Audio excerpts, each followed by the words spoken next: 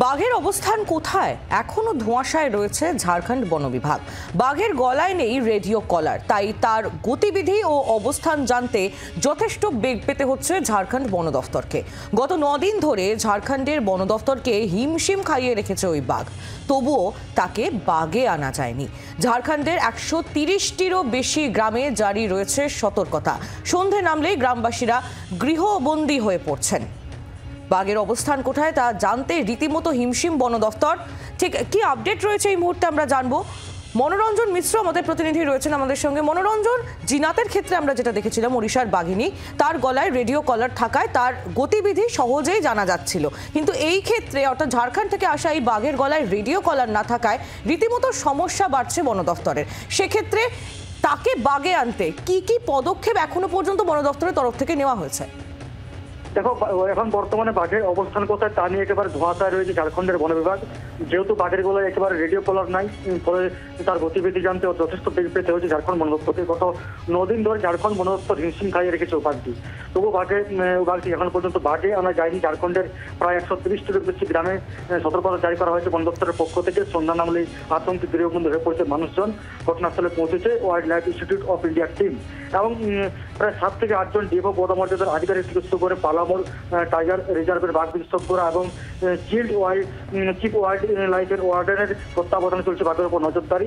ঝাড়খণ্ডের সরাইকেলা, খরসোয়া বন বিভাগের চালডিল রেঞ্জ থেকে শুরু করে চৈনপুর, বালিটি, দলমা, চৌকা সহ বিভিন্ন এলাকায় বাঘের বাইক চাপ মিলিয়েছে। প্রতিদিনই নিজের অবস্থান ওই বাঘটি পরিবর্তন করছে, যার ফলে 1 সপ্তাহ আগেই কিন্তু একটা গবাদি পশু শিকার করেছিল বাঘটি, তারপর থেকে আর তাকে শিকার করতে দেখা যায়নি। অথচ একটির পর একটি জঙ্গল সে অতিক্রম করে চলেছে, প্রায় 10 থেকে 15 কিলোমিটার অতিক্রম করছে ওই বাঘটি। ফলে একটা চিন্তা বাড়াচ্ছে ঝাড়খণ্ড বন দপ্তরের কপালে।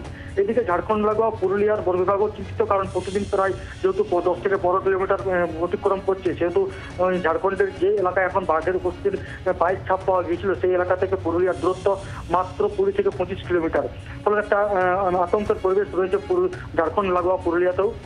আগে থেকেই তৎপর রয়েছে, তবে পুরুলিয়ার বন দপ্তর ইতিমধ্যেই জিনাতের পুনরাবৃত্তি যাতে না হয় তার জন্য আগে থেকেই ঝাড়খণ্ডের জঙ্গল লাগোয়া পুরুলিয়ার বিভিন্ন রেঞ্জ আধিকারিক থেকে শুরু করে বনকর্মীদের সঙ্গে বৈঠক করেছে পুরুলিয়ার বন বিভাগের আধিকারিকরা। পুরুলিয়ার কংসাবতী, দক্ষিণ পুরুলিয়ার বন বিভাগ থেকে এই মর্মে রিপোর্ট পাঠানো হচ্ছে অরণ্য ভবনেও। এই বাঘ কবে বাঘে আসবে, মানুষের আতঙ্ক কবে কাটবে সেদিকে এখন নজর রয়েছে সকলে। তবে এখনো পর্যন্ত এই বাঘের অবস্থান কিন্তু আজকে জানা যায়নি। মনোরঞ্জন, ধন্যবাদ। মনোরঞ্জন মিশ্র আমাদের প্রতিনিধি ছিলেন আমাদের সঙ্গে। রীতিমতো আতঙ্কে রয়েছেন এলাকাবাসী, গৃহবন্দী হয়ে পড়েছেন তারা। সন্ধে নামলেই ঘটনাস্থলে wild life institute of India team গিয়ে পৌঁছেছে। সরাইকেলা, খরসোয়া, পূর্ব সিংভূমের জামশেদপুর, খুঁটি বন বিভাগ, দলমা মিলিয়ে প্রায় 7-8 জন ডিএফও পদমর্যাদার আধিকারিক রয়েছেন।